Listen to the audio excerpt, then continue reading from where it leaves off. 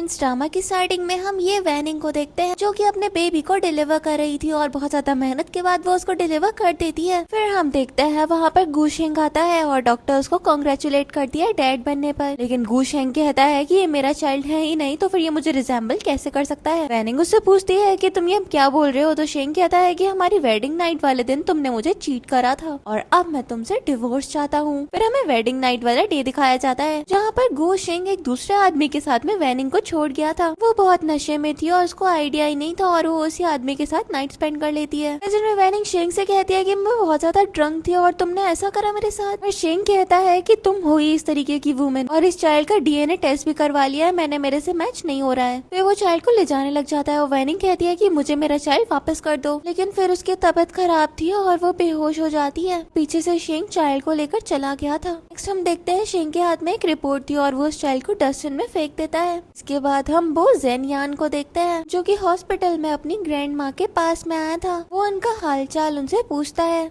पर ग्रैंड माँ कहती है मैं ठीक हूँ, तुम्हें कोई वुमेन पसंद है क्या? वो कहता है फिलहाल तो कोई भी नहीं। फिर ग्रैंड माँ को एक बेबी के रोने की आवाज आने लगती है और वो डस्टबिन खोलती है तो फिर उनको चाइल्ड मिल जाता है। अनियन सोच रहा था कि इस चाइल्ड को किसने ऐसे अबैंडन कर दिया। उसकी ग्रैंड माँ कहती है ध्यान से देखो, ये तुम्हारे जैसे दिखता है, ये तुम्हारा चाइल्ड है। ग्रैंड माँ फिर उसका डीएनए टेस्ट के लिए ले जाती है उसको। उधर हम वैनिंग को देखते हैं जो कि हर जगह पे अपने चाइल्ड को ढूंढ रही थी। हम देखते हैं जेन यान अपनी ग्रैंड माँ के साथ में आके बैठ जाता है। इसके बाद उसका असिस्टेंट आता है और डीएनए रिपोर्ट दिखाते हुए कहता है अनबिलीवेबल, आपका डीएनए उस चाइल्ड के साथ में मैच हो गया। वो ये चीज देखकर एकदम हैरान था और फिर उसको 10 महीने पहले की सीन याद आता है जहाँ पर वो एक वुमन के साथ में इंटीमेट हुआ था और वो थी वैनिंग। ग्रैंड माँ रिपोर्ट देखकर एकदम चीयर अप हो जाती है। वो कहती है फाइनली हमें हमारी फैमिली का वारिस मिल गया। फिर ग्रैंड माँ चाइल्ड की मदर के बारे में जेन यान से पूछती है तो फिर वो कहता है कि मैं ड्रंक था तो मुझे नहीं पता। इसके बाद हमें ड्रामा में 5 साल आगे का सीन दिखाया जाता है जहाँ पर वैनिंग अपने बेटे शाओयू के साथ पे स्कूटर पे थी और उसकी स्कूटर खराब हो गई थी और शाओयू वैनिंग को सजेशंस दे रहा था। उस दिन वैनिंग को ट्विंस हुए थे और आज भी वो अपने पहले बेटे को ढूंढ रही है। उसको एक फैमिली का पता चलता है और वो वहाँ पे इंटरव्यू देने के लिए जाती है। उधर हम जेन यान को देखते हैं जो कि अपने बेटे बो ये फैंग के साथ में डाइनिंग टेबल पे था। ये फैंग बिल्कुल बात नहीं सुनता था। यहाँ पे जेन यान उससे खाना खाने के लिए बोलता है लेकिन ये फैंग दौड़ा दौड़ा चला जाता है। उसके जाने के बाद डॉक्टर कहते हैं यंग मास्टर को ऑटिज्म है, अगर वो खाना नहीं खाएंगे तो फिर उनके लिए काफी ज्यादा डेंजर वाली बात हो जाएगी। कहता है अगर मैं इसको खाने के लिए फोर्स करता हूँ तो ये फिर वॉमिट कर देता है। हम देखते हैं कि जेन यान भी ये फैंग की मॉम को ढूंढ रहा है लेकिन वो उसको मिल ही नहीं पा रही है। पता चलता है वैनिंग जिस घर में नौकरी लेने के लिए आई है वो जेन यान का घर है और फिर वैनिंग की नजर ये फैंग पे पड़ती है जो कि दौड़ा दौड़ा कहीं जा रहा था। वो उसको देखकर थोड़ा सोच में पड़ जाती है। जेन यान का सेक्रेटरी वैनिंग के पास आता है और कहता है तुम वो थेरेपिस्ट हो ना, चलो आ जाओ इंटरव्यू के लिए। नेक्स्ट हम देखते हैं असिस्टेंट वैनिंग का सीवी चेक कर रहा था, उससे कुछ क्वेश्चंस भी करता है। जेन यान जो कुछ दूर ही बैठा हुआ था उसको वैनिंग की आवाज थोड़ी जानी पहचानी सी लगती है। फिर हम देखते हैं वैनिंग को वो जॉब मिल जाती है और ये जानने के बाद तो वो ओवरजॉयड हो गई थी। फिर हम देखते हैं वहाँ पर शेंग आ जाता है रेन शुआन के साथ में। शेंग वैनिंग को देखकर पूछता है तुम यहाँ क्या कर रही हो और वेन शुआन पूछते है ये कौन है। शेंग कहता है ये मेरी एक्स वाइफ है और उसने मेरे ऊपर चीट किया था, फिर मैंने इसको डिवोर्स दे दिया। और फिर शेंग वैनिंग से कहता है देखो मैं तुमसे बैक करता हूँ, मेरा पीछा छोड़ दो। लेकिन वैनिंग उसको सुना देती है और कहती तुम्हारा पीछा तो मेरी चप्पल भी ना करे। वेन शुआन आगे बढ़ती है और वैनिंग से कहती है कि थेरेपिस्ट के तौर पर तुम जैसे पर्सन को तो हम बिल्कुल भी हायर नहीं करेंगे, चलो अब तुम निकल जाओ यहाँ से। हम जेन यान को देखते हैं जिसको चलने में प्रॉब्लम हो रही थी और बेचारे को क्रचेस का इस्तेमाल करना पड़ रहा था और हम देखते हैं उसका बैलेंस बिगड़ता है और वो गिर जाता है। वैनिंग तुरंत उसकी तरफ जाती है और उसको उठा लेती है। जेन यान एकदम हैरान था और सोच रहा था ये वुमेन तो बहुत ज्यादा फेमिलियर लगती है। वेन शुआन बोल रही थी ये तुम क्या कर रही हो, मेरे भाई को नीचे उतारो। और हम देखते हैं वैनिंग तो जेन यान के गलत जगह हाथ भी रख देती है। वेन शुआन बोल रही थी कि ये वुमेन तो कितनी ज्यादा शेमलेस है, इसने तो सारी की सारी लाइन क्रॉस कर दी है यहाँ पे। और शेंग भी वैनिंग के ऊपर भड़क रहा था लेकिन वैनिंग खड़ी होती है और कहती है कि वो एक प्रोफेशनल थेरेपिस्ट है और मैं यहाँ पर सिर्फ और सिर्फ जेन यान का एक्यूप्रेशर पॉइंट प्रेस करी थी, इससे रिकवरी के चांसेस बढ़ जाते हैं। इस पर वो हैरानी से पूछता है तुम्हारा मतलब है कि मैं रिकवर कर सकता हूँ? वो इस चीज पर हामी भरती है लेकिन शेंग कहता है कि तुम अपनी बकवास करनी बंद करो, तुम बस एक कंट्री बम्पकिन हो, तुम्हारे पास में भला कैसे एक सोल्यूशन होगा इसका। लेकिन फिर जैन यान शेंग के ऊपर भड़कते हुए कहता है तुम मेरे घर में कुछ ज्यादा ही बोल रहे हो, यहाँ पर जो भी डिसीजन लेना होगा ना वो मैं लूंगा। पर शेंग की भी हेगड़ी निकल जाती है और वो सॉरी बोल देता है। फिर हम देखते हैं वैनिंग जैन यान से कहती है कि असल में मुझे आपसे एक फेवर के लिए पूछना पड़ेगा, मैं यहाँ पर फुल टाइम काम करूंगी तो फिर मैं यहीं पे रुकूंगी। असल में मेरा एक 5 साल का बेटा है, तो फिर क्या मैं उसके साथ यहाँ पे रह सकती हूँ। ये शेंग कहता है कि तुम अपना लक पुश मत करो, तुम्हारे बास्टर्ड बेटे को यहाँ पर हम नहीं रख सकते हैं। लेकिन जैन यान वैनिंग की बात पर अग्री कर जाता है। वैनिंग भी जैन यान का ओवरजॉयड होकर थैंक यू करती है। उसके बाद रू शुआन शेंग से यहाँ पर जैन यान की मीटिंग करवाती है और वो कहता है ये मेरी फर्स्ट मीटिंग है और मैं आपके लिए गिफ्ट भी लेकर आया हूँ, आई होप ये कन्वीनियंट हो। जैन यान कहता है ये इनकन्वीनियंट है और आगे बढ़ जाता है। उसके बाद हम देखते हैं वैनिंग शाओयू के पास आती है और उसको खुशी से बताती है कि उसे हायर कर लिया गया और शाओयू कहता है मॉम आप तो बेस्ट हो। फिर हम देखते हैं बाहर शेंग आता है, कहता है तुम्हें पता है बाओ फैमिली में मैं फर्स्ट टाइम आया था आज और तुम यहाँ पर मुझे अनॉय करने के लिए पहुँच गई। यहाँ पर वैनिंग पीछे जाती है और एक डंडा उठा के ले आती है। शेंग उससे घबरा रहा था, वो डंडे के 2 टुकड़े करके नीचे डाल देती है। शेंग कहता है तुम्हारी सारी ट्रिक्स जानता हूँ मैं, और ये बोलकर वो चला जाता है। उसके बाद वैनिंग शाओयू से कहती है कि इसकी बकवास बिल्कुल भी मत सुनना, तुम मेरे एक बहुत ज्यादा अडोरेबल बेटे हो और ये तो एकदम पागल है। और शाओयू कह रहा था कि हाँ एक दिन मैं अपने ब्रदर को भी ढूंढ लूंगा। उसके बाद वैनिंग को शेंग की बातें याद आती है और वो शाओयू को मास्क पहना देती है और कहती है कि तुम ऐसी अपना ध्यान रखना। फिर हम देखते हैं वो लोग अपने दिए हुए रूम में जाते हैं। शाओयू कह रहा था कि इन अंकल के घर पे जो सर्वेंट क्वार्टर है ये तो काफी ज्यादा अच्छा है। वैनिंग उससे कहती है शाओयू तुम यहाँ पे एकदम चुप और अच्छे से रहना, मैं अपनी थेरेपी का काम कंप्लीट करके आती हूँ। और वो भी इसके लिए मान जाता है। उसके बाद हम शेंग को देखते हैं जो कि अपने क्लोथ चेंज कर रहा था। यहाँ पे वैनिंग दरवाजा नॉक करती है और कहती है कि मैं थेरेपी के लिए आई हूँ। जैन यान अपने कपड़े चेंज कर रहा था। वैनिंग आती है और कहती है कि आपको एम्बेरस होने की कोई भी जरूरत नहीं है। उससे कहता है फिलहाल तुम चली जाओ, लेकिन वैनिंग तो उसको उठाकर बेड पे लिटा देती है। जैन यान याद कर रहा था कि फर्स्ट टाइम भी वैनिंग ने उसे उठा लिया था और वो उससे पूछता है इतनी ज्यादा ताकत लाती कहाँ से हो तुम, कि तुम खली की बहन तो नहीं हो। वो कहती है मैं एक वॉरियर हूँ और फिर वो थेरेपी की तैयारी में जुट जाती है। फिर वो उसकी बॉडी को साफ करने लग जाती है और उसकी तारीफ करते हुए कहती है कि तुम्हारी फिजिक काफी ज्यादा अच्छी है, लगता है कि ऐसी कंडीशन में भी तुम एक्सरसाइज करते हो। और वो तो बक बक बक बक कर ही जा रही थी। फिर वो उसके लोअर एरिया में भी सारी क्लीनिंग करना चाहती थी, लेकिन वो उसको रोक देता है। फिर वो उसको भेज देता है और कहता है कि थेरेपी हम कल से स्टार्ट करेंगे। हम देखते हैं वो भी चली जाती है। नेक्स्ट हम ईफेंग को देखते हैं जो कि डाइनिंग टेबल पे बैठा हुआ था। असिस्टेंट ईफेंग से कह रहा था कि तुम्हें थोड़ा सा खाना खा लेना चाहिए। ईफेंग तो कुछ भी एक्ट नहीं कर रहा था और असिस्टेंट पूछता है क्या मैं मिस्टर बो से बोलूं वो तुम्हें आके कंपनी करे, और वो फिर चला जाता है मिस्टर बो को लेने के लिए। फिर हम वैनिंग को देखते हैं जिसको यहाँ पे शाओयू मिल नहीं रहा था और वो सोच रही थी कि इतना बड़ा घर है, अपने बच्चे को ढूंढने हुए तो मुझे सदियां न लग जाए। इसके बाद हम देखते हैं शाओयू लगाकर वैनिंग के पास आ जाता है और कहता है मॉम मुझे भूख लगी है। वो कहती है अच्छा मैं किचन में चल के तुम्हें कुछ खिला देती हूँ। फिर हम देखते हैं वो किचन में कुकिंग करने लग गई थी। यहाँ पर वैनिंग कहती है इसको थोड़ा ठंडा होने देते हैं और फिर वो शाओयू को लेकर चली गई थी। पीछे से हम देखते हैं ईफेंग आता है और यहाँ पर वैनिंग की बनाई हुई डिश को टेस्ट करता है और वो उसको पसंद आ जाती है और वो उसको मस्त मजे से खाने लग जाता है। फिर हम देखते हैं असिस्टेंट यहाँ पर जाओ यान के साथ में पहुँच गया था और वो पूछता है कि यंग मास्टर के लिए ये फ्राइड राइस किसने बनाया, ये आउटरेजियस है, तुम्हें क्या लगता है कि यंग मास्टर इस तरीके का खाना खाएंगे। लेकिन हम ईफेंग को देखते हैं जो कि मजे से वो खाना खा रहा था। फिर वैनिंग वहाँ पे शाओयू के साथ में पहुँच जाती है जिसे मास्क लगा रखा था। वैनिंग कहती है सॉरी मैंने किचन यूज करने से परमिशन नहीं ली, असल में मेरे बेटे को भूख लग रही थी। जाओयन सोचता है कि असल में उसने अपने बेटे के लिए ये बनाया था। खैर यहाँ पे ईफेंग को भी ये खाने में पसंद आया, ने पहली बार देखा है कि वो अच्छे से खाना खा रहा है। फिर वैनिंग यहाँ पे प्लेटफॉर्म पे देखती है और पूछती है कि मेरे फ्राइड राइस कहाँ गए। असिस्टेंट बताता है कि वो तो यंग मास्टर ने खा लिए और जैन यान भी वैनिंग को इसके लिए बोल देता है। वो कहती है इट्स ओके, यंग मास्टर ने खा लिया तो कोई बात नहीं। नेक्स्ट हम जाओयू को देखते हैं जो कि स्कूल जाने के लिए यहाँ पे तैयार हो रहा था। वैनिंग उससे कह रही थी कि तुम स्कूल में अच्छे से रहना और वो भी कहता है कि हाँ मैं स्कूल में बहुत अच्छे से रहूंगा। फिर हम ईफेंग को देखते हैं जो कि खुद भी स्कूल जाने के लिए तैयार हो रहा था और जाओयन उससे बोल रहा था कि आज तुम्हारे स्कूल का पहला दिन है तो फिर तुम वहाँ पे वेल बिहेव करना, अपने क्लासमेट से दोस्ती करना, समझ रहे हो ना मेरी बातों को। वो भी कहता है हाँ ठीक है मैं समझ गया। इसके बाद हम देखते हैं जाओयन और वैनिंग दोनों ही अपने बच्चों को एक साथ स्कूल में छोड़ने के लिए आए थे। वैनिंग अपने स्कूटर से और जाओयन अपनी कार से। यहाँ पर तो इन लोगों का एनकाउंटर होने ही वाला था लेकिन होते होते रह जाता है। इसके बाद वैनिंग अपने स्कूटर पे बैठ जाती है और सोचती है अमीर बच्चों का तो सही है। इस पर शाओयू कहता है कि मामा चिंता मत करो, मैं बड़े होके अमीर बन जाऊंगा और आपको भी बड़ी बड़ी कार्स में घुमाया करूंगा। वैनिंग कहती है कि हाँ, उस दिन का तो मैं भी बेसब्री से इंतजार करूंगी। और ये बोलकर वो शाओ यू को अपने साथ ले जाती है उसके स्कूल के पहले दिन के लिए। नेक्स्ट हम देखते हैं वो उसको लेकर पहुंच गई थी। यहाँ पर वो देखती है कि स्कूल के गेट पे बहुत सारे लोग खड़े हुए हैं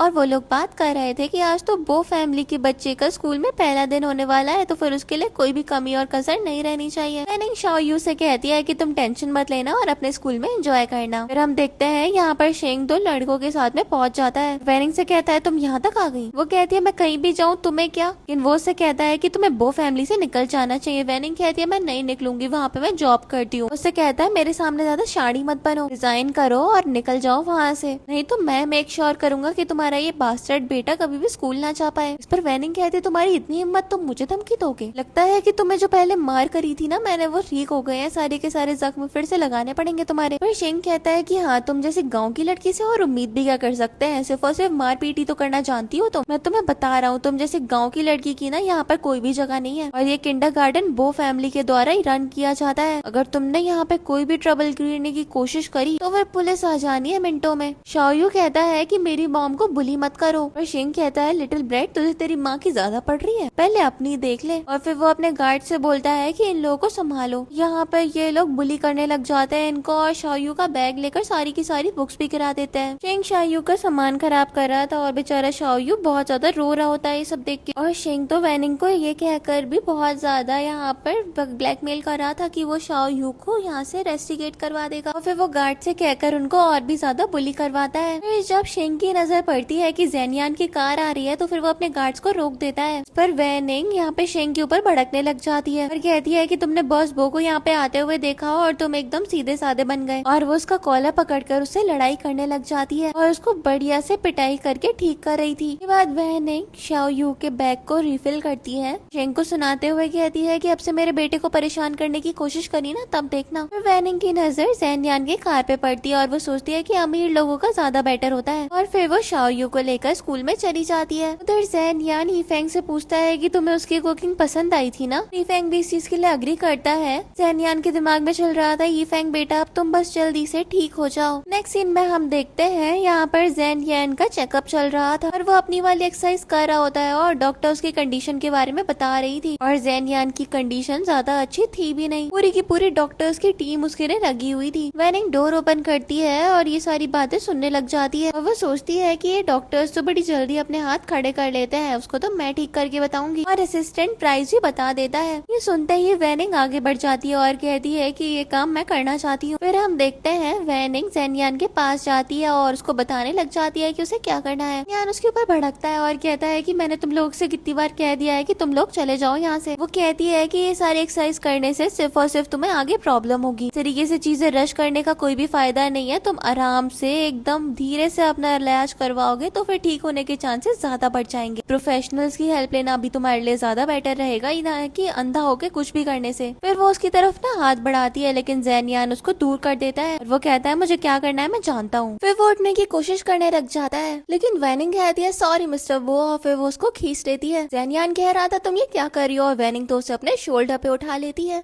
उसने उसे व्हील चेयर पे बैठा दिया था, उसको आगे ले जाती है और ज़ेनियान कह रहा था कि तुम मेरे साथ ऐसा नहीं कर सकती हो।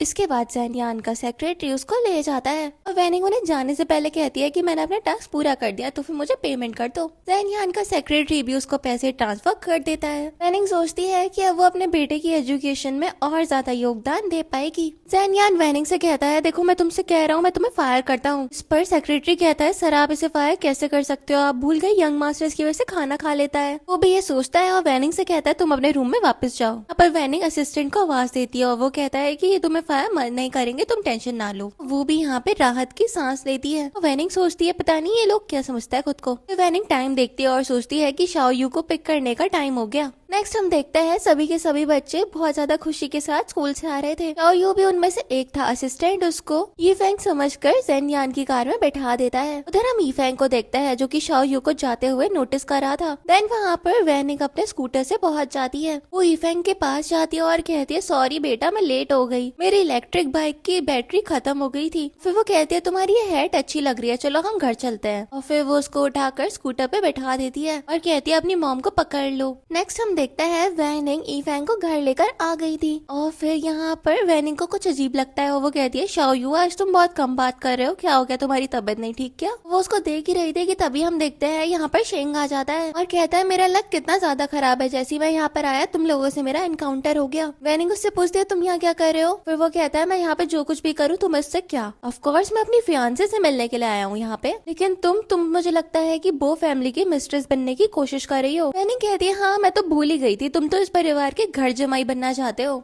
और फिर यहाँ पर वो ईफेंग को लेकर जाने लग जाती है लेकिन शेंग रोकता है उसको और फिर वो ईफेंग के हाथ में से वॉच ले लेता है और कहता है ये वॉच कहाँ से आ गई, लेकिन वैनिंग उसको धक्का देके गिरा देती है और कहती है ये क्या कर रहे हो तुम? और यहाँ पर शेंग कहता है मैं तुम्हें बता दूं कि ये बो फैमिली के यंग मास्टर का सामान है, लगता है तुम्हारे बेटे ने चोरी करी है। हम देखते हैं यहाँ पर ईफेंग से वैनिंग पूछने लग जाती है शाओयू ये सब कुछ सामान कहाँ से आ गया, लेकिन शेंग कहता है कहाँ से आ गया का क्या मतलब है, इसने चोरी करी है। लेकिन वैनिंग कहती है कि ये बिना परमिशन के किसी और का सामान बिल्कुल भी नहीं ले सकता है, कोई ना कोई मिसअंडरस्टैंडिंग हो गई होगी। लेकिन शेंग कहता है भला कैसी मिसअंडरस्टैंडिंग, ये एक बास्टर्ड है और ये सामान भी चोरी करता है, अभी मैं मिस्टर बो को जाकर बताता हूँ कि तुम्हारे बेटे ने चोरी करी है। कि हम देखते हैं वहाँ पर ज़ेनयान आ जाता है और यहाँ पर रूशवान भी नीचे आ गई थी। ज़ेनयान पूछता है ये सब क्या चल रहा है, तो फिर शेंग कहता है कि आप बिल्कुल सही टाइम पे आए हो, ये लिटिल बास्टर्ड अपने गंदे हाथों से चोरी कर रहा था और बो फैमिली के यंग मास्टर का सामान ही इसने चोरी करा है। वैनिंग तो यहाँ पर शेंग को एक लगा देती है और कहती है मैंने कहा ना एक मिसअंडरस्टैंडिंग हो गई है, मेरे बेटे को ऐसे बोलने का तुम्हें कोई भी हक नहीं है। शेंग कहता है ये माँ बेटे कितना ज्यादा यहाँ पर आर्ग्यू कर रहे हो, वायलेंस कर रहे हैं। और वैनिंग कहती है यहाँ पर कोई मिसअंडरस्टैंडिंग हो गई है और ज़ेनयान शेंग से पूछता है मतलब इसने चोरी करी है और रूशवान शेंग को रोक रही थी। पर शेंग कहता है रूशवान मुझे बोलने से मत रोको, मैं जानता हूँ कि तुम्हारा दिल बहुत ज्यादा सॉफ्ट हार्टेड है, लेकिन ये लड़का ऐसे चोरी करेगा तो बिल्कुल नहीं चलेगा। रूशवान शेंग से कहती है तुम जानते भी हो ये है कौन? ज़ेनयान शेंग को अपने पास बुलाता है और जोर का थप्पड़ उसके गाल पे जड़ देता है। रूशवान उसको संभाल रही थी। ज़ेनयान कहता है तुम्हारी इतनी हिम्मत, तुमने मेरे बेटे की इंसल्ट करी, लगता है तुमने अपनी मौत को बुलावा दिया है। ये देखने के बाद तो शेंग और वैनिंग दोनों हैरान हो गए थे और वो सोचती है कि ये यंग मास्टर है, मुझे तो लगा था कि ये शाओयू है, आखिरकार मेरा बेटा कहाँ गया? और शेंग सोच रहा था ये मेरे साथ क्या हो रहा है, ओ भाई मारो मुझे मारो। फिर हम देखते हैं ज़ेनयान यहाँ पर ईफेंग को अपने पास बुलाता है, पूछता है इस इंसान ने तुम्हें परेशान किया, तो फिर ईफेंग भी इस चीज के लिए अग्री कर जाता है। शेंग तो ईफेंग से माफी मांगने लग गया था और कह रहा था सारा का सारा मेरा फॉल्ट है, मेरे से ही गलती हो गई। और फिर वो कहता है कि अब तो हमारे घर में आने की हिम्मत भी मत करना। रूशवान बोलती है कि अभी सेकंड टाइम है जब शेंग हमारे घर आया है, इसे सब के बारे में पता नहीं था और इस वजह से इसने अज्यूम कर लिया कि सामान चोरी किया गया था, क्या आप इसको माफ नहीं कर सकते हो? और वो उससे कह रही थी जल्दी से माफी मांगो। और हम देखते हैं शेंग भी यंग मास्टर से माफी मांगने लग जाता है और कहता है कि सारा का सारा मेरा फॉल्ट था। रूशवान कहती है कि प्लीज इसको माफ कर दो, लेकिन वो मना कर देता है। वो कहता है कि वैनिंग से माफी मांगनी पड़ेगी। यहाँ पर शेंग भी मिस ली और सॉरी बोल देता है, फिर वो माफी मांगता है। इसके बाद ज़ेनयान रूशवान को डांटते हुए कहता है कि तुम्हें लोगों के कैरेक्टर को समझना चाहिए उनके साथ में जरा घुलने मिलने से पहले। और फिर वो शेंग से कहता है अब हमारे घर में कदम भी मत रखना। वो माफी मांगने लग जाता है और रूशवान उसको उठाती है। देन हम देखते हैं यहाँ पर ज़ेनयान ने ईफेंग को अपने गोद में बैठा लिया था और वो उसे अपने साथ ले गई थी। यहाँ पर वैनिंग को रियलाइज होता है कि उस रात जो उसके साथ में था वो ज़ेनयान था और वो अपने बड़े बेटे को किंडरगार्टन से लेकर आ गई है। और फिर वो परेशान हो जाती है कि आखिरकार शाओयू कहाँ पर है। फिर हम शाओयू को देखते हैं जो कि बैठकर सोच में पड़ा हुआ था कि आखिरकार आज वो लोग मुझे कार से लेने क्यों आए थे, नहीं मेरा ब्रदर यंग मास्टर तो नहीं, और ये बात बताने के लिए वो अपनी मॉम को ढूंढना चाहता है। ये हम देखते हैं उसके रूम में ईफेंग आ जाता है। ईफेंग सोच रहा था ये तो बिल्कुल मेरे जैसा दिखता है और शाओयू ईफेंग को देखकर कहता है कि ब्रदर मैंने फाइनली तुम्हें ढूंढ ही लिया। यहाँ पर शाओयू की बात सुन रहा था ईफेंग और वो उसको सारी की सारी बातें समझाता है और ईफेंग को रियलाइज होता है वो जो आंटी है वो उसकी मॉम है। कि हम देखते हैं यहाँ पे वैनिंग भी पहुंच जाती है और वो शाओयू को देखकर कहती है तुम घर वापस आ गए, मैं तो तुम्हें ढूंढ ढूंढ के बहुत परेशान हो गई थी। और शाओयू कहता है मॉम इससे तो देखो ये कौन है। और हम देखते हैं यहाँ पर वैनिंग भी ईफेंग से कहती है मैं तुम्हारी मॉम हूँ और वो मॉम को देखकर थोड़ा इमोशनल था। वैनिंग कहती है कि सारा का सारा मेरा फॉल्ट है, मैंने ही तुम्हें खो दिया था। और ईफेंग अपनी मॉम को हक कर कर लेता है और कहता है मॉम फाइनली मिल गई। और फिर वो कहता है कि शाओ यू कि अब हम लोग सारी की सारी फैमिली एक साथ खुशी से रह पाएंगे, इस बारे में हम डैड को भी बता देते हैं। लेकिन वैनिंग उसको रोक देती है, कहती है कि नेचुरली अगर ज़ेनयान को पता चलेगा कि उसका एक चाइल्ड बाहर भी है तो फिर डेफिनेटली वो मुझसे कस्टडी के लिए फाइट करेगा और इस तरीके से मैं तुम लोगों के साथ में नहीं रह पाऊंगी। कि हम देखते हैं यहाँ पर असिस्टेंट आ जाता है और कहता है कि ट्रेनिंग का टाइम आ गया है। उसकी नजर दोनों सेम सेम दिखने वाले बच्चों पे जाती है और फिर वो ईफेंग को देखकर पूछता है यंग मास्टर आप यहाँ पर क्या कर रहे हो? तो वो कहता है मैं यहाँ खेलने के लिए आया हूँ और इतनी देर में शाओ यू ने अपने फेस पे मास्क लगा लिया था। और वैनिंग उसको थम्स अप का साइन देती है और हम देखते हैं असिस्टेंट काफी ज्यादा खुश था कि ईफेंग बात कर रहा है और वो खुश भी नजर आ रहा है। और फिर वैनिंग कहती है कि असिस्टेंट आप जाइए, मैं सारी की सारी तैयारियां करके आती हूँ। वो भी इसके लिए मान जाता है। नेक्स्ट हम देखते हैं यहाँ पर वैनिंग ईफेंग और शाओयू से कहती है मॉम ने जो कुछ भी कहा है उस चीज को याद रखना और यहाँ से बिल्कुल भी भागने की कोशिश मत करना। और दोनों ही बच्चे इस चीज के लिए अग्री करते हैं। नेक्स्ट हम देखते हैं यहाँ पर वैनिंग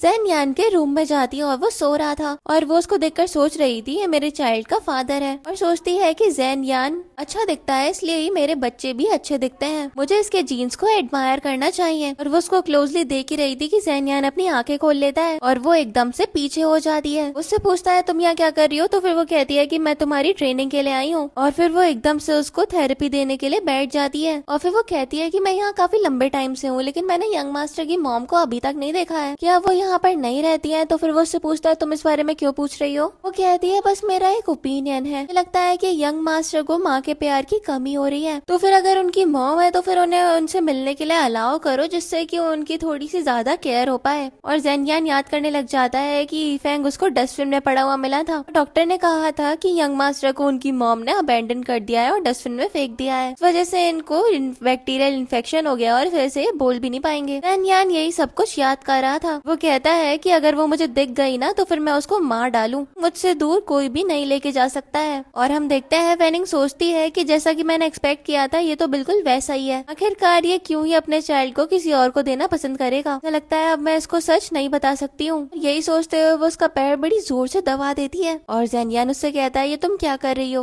वो कहती है हाँ ये थोड़ा पेनफुल हो सकता है, रिकवरी के लिए ऐसी थेरेपी देनी पड़ती है। ज़ेनयान सोच रहा था ये ऐसा जानबूझकर कर रही है और फिर वो उसको थेरेपी देना कंटिन्यू रखती है। नेक्स्ट वैनिंग सोच रही थी कि अब आगे उसको क्या करना है और उसको इस चीज की भी खुशी थी कि फाइनली उसको अपना बेटा वापस मिल गया है। वो नीचे जा रही होती है कि तभी उसको रुनशुआन मिल जाती है और वो कहती है लगता है कि आज तुम्हारा मूड काफी ज्यादा अच्छा है। वैनिंग भी इस चीज के लिए अग्री करती है और कहती है कि मिस्टर बो का रिकवरी प्रोसेस काफी ज्यादा स्मूथली चल रहा है ना, तो फिर इस वजह से मुझे काफी ज्यादा खुशी हो रही है थेरेपिस्ट के तौर पे। यहाँ पर रूशवान पूछती है कि आखिरकार शेंग के साथ में तुम्हारा रिलेशनशिप है ही क्या एग्जैक्टली, कहीं तुम उसको यहाँ पे परेशान करने के लिए तो नहीं आई हो? वैनिंग उस पे कहती है कि मैं उसमें जरा सी भी इंटरेस्टेड नहीं हूँ। रूशवान को गुस्सा आ रहा था और वो कहती है अगर ऐसी बात है तो फिर अपना कार्ड दिखाती है और कहती है कि इसमें 1 मिलियन युआन है, ये लो और यहाँ से निकल जाओ। वैनिंग सोचती है मैं यहाँ से बिल्कुल भी नहीं जा सकती और कहती है कि मैं यहाँ पर एक थेरेपिस्ट हूँ जिसको मिस्टर बो ने बुलाया है, तो फिर अगर किसी को फायर मुझे करना है तो फिर वही मुझे फायर करेंगे, फिर आपको मिस्टर बो से इस बारे में बात भी करनी चाहिए। ये बात सुनकर तो वो एकदम दंग रह जाती है और कहती है कि तुम मुझे धमकी देने की कोशिश कर रही हो? मेरे ब्रदर ने अभी तक शादी नहीं करी है और मैं ही इस घर की यंग लेडी हूँ, अगर मैं बोलूंगी तो फिर तुम्हें इस घर से निकलना ही पड़ेगा। देखते हैं इन लोगों के बीच में झगड़ा हो रहा होता है कि तभी यहाँ पर ज़ेनयान अपने सेक्रेटरी के साथ में पहुंच जाता है और कहता है क्या बातें चल रही हैं यहाँ पे? यहाँ पर रूशवान कहती है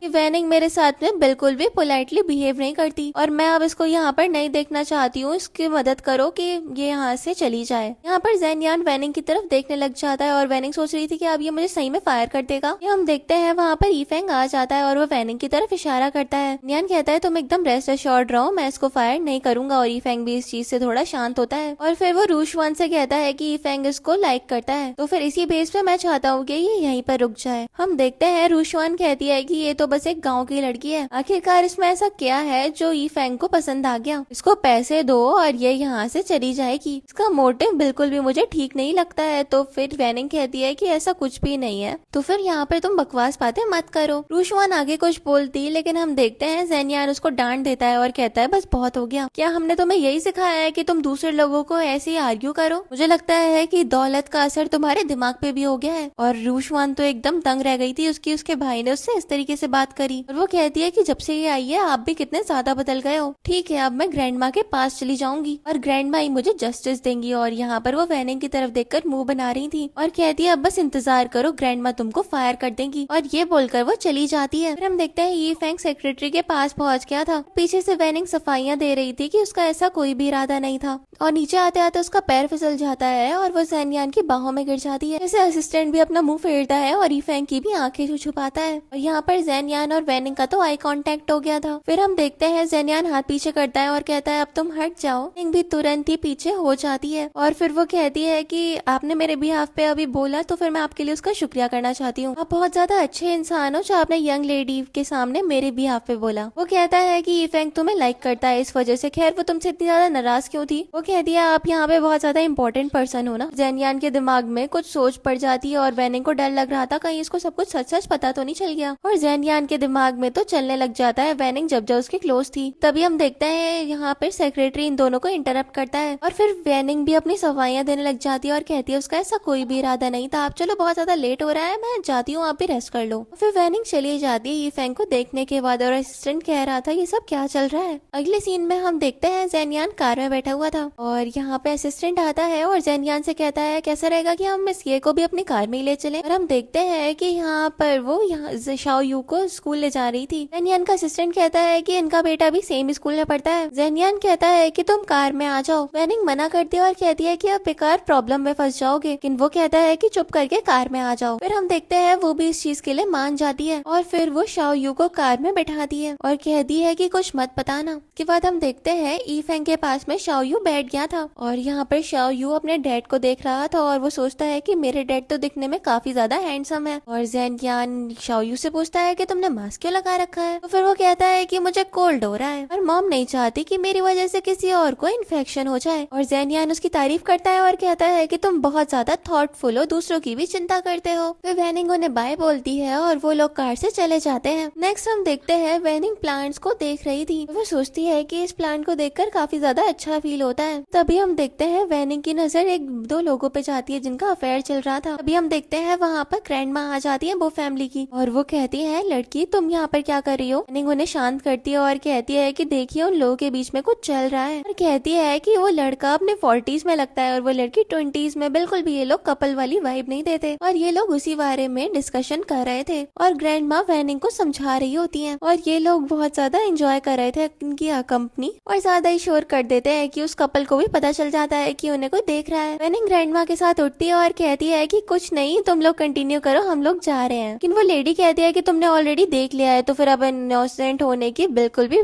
कोशिश मत करो। और यहाँ पर वो ग्रैंड माँ को भी डिसरिस्पेक्ट करती है और कहती है कि तुम्हें तो बिल्कुल भी शर्म नहीं है, जवान लोगों को बिल्कुल भी प्राइवेसी देने की तुम कोशिश नहीं कर रही। लेकिन वैनिंग ग्रैंड माँ के बिहाफ पे बोलती है और कहती है कि तुम्हारी हिम्मत कैसे हुई इतनी एज्ड वुमेन से ऐसे तरीके से बात करने की। तुम पब्लिक प्लेस में गलत हरकतें कर रहे हो और दूसरों को इस चीज के लिए कॉल आउट करते हो, कितनी ज्यादा गलत बात है। और ग्रैंड माँ को वैनिंग काफी ज्यादा पसंद आती है क्योंकि वो उनके बिहाफ पे बोल रही थी और वो लड़की बहुत ज्यादा एटीट्यूड दिखा रही थी और कह रही थी तुम मेरे सामने कुछ भी नहीं हो। और वो लेडी कहती है कि मैं असिस्टेंट जाओ से बोलूंगी और वो तुम्हें फायर कर देंगे। और उन लोगों के बीच में इसी तरीके से बहस चलती रहती है। ग्रैंड माँ भी उस वुमेन को सुनाती है लेकिन वो तो बिल्कुल अपनी हद पार कर रही थी। यहाँ पर ज़ेनयान आ जाता है और वो वुमेन कहती है कि मिस्टर बो आप बिल्कुल सही टाइम पे आए हो, देखो ये लोग हमसे बिल्कुल नॉनसेंस बातें कर रहे हैं तो फिर इनको आप जॉब से निकाल दो। और वो आदमी भी बकवास करने लग जाता है और कहता है कि तुम्हें मिस्टर बो के स्टेटस के बारे में शायद आइडिया नहीं है, तभी उनकी टेरिटरी में इतनी ज्यादा बदतमीजी से तुम लोगों से पेश आ रही थी। वैनिंग घबरा जाती है और कहती है कि यही लोग यहाँ पर गलत हरकतें कर रहे थे और हमने तो बस इनको देखा और जाने ही रहे थे हम यहाँ से। फिर वो कहती है कि ये लेडी बिल्कुल इनोसेंट है, फिर मास्टर प्लीज आप इनको फायर मत करिएगा। ग्रैंड माँ सोच रही थी कि इसको पता ही नहीं है कि मैं तो इसकी दादी हूँ और यहाँ पे काम नहीं करती और वो लेडी भी यहाँ पे बकवास करे जा रही थी। फिर ग्रैंड माँ ज़ेनयान से कहती है कि क्या तुम अपनी दादी को भी सजा देने के बारे में सोच रहे हो। ज़ेनयान कहता है ग्रैंड माँ आप टेंशन मत लीजिए, सबको हैंडल मैं कर लूंगा। वैनिंग एकदम हैरान थी और फिर वो ग्रैंड माँ से पूछती है आप सर्वेंट नहीं हो यहाँ पे। और ग्रैंड माँ कहती है कि इतनी ओल्ड वुमेन को भला कौन ही मेड के तौर पे रखेगा। वैनिंग भी कहती है हाँ ये बात भी सच है। और ये सब कुछ जानने के बाद वो कपल जो यहाँ पे किस कर रहा था वो अपनी नीज पे आ जाता है और कहता है मुझे पता ही नहीं था कि आप इस फैमिली की ओल्ड लेडी हो, और वो बहुत ज्यादा माफिया मांगने लग जाते हैं। जैनयान कहता है कि तुमने मेरी ग्रैंड माँ को परेशान करा है, तुम्हें क्या लगता है कि मैं तुम्हें ऐसे बख्श दूंगा? तुम्हें आप कल से हमारे परिवार में काम करने की कोई भी जरूरत नहीं है और तुम अपना सामान पैक करके जा सकते हो। और वो अपने असिस्टेंट से कहता है कि इन लोगों को फायर कर देना और इनकी जगह पे किसी और को हायर कर लेंगे हम। और वो लोग बस माफिया मांगे जा रहे थे कि उनको बख्श दिया जाए,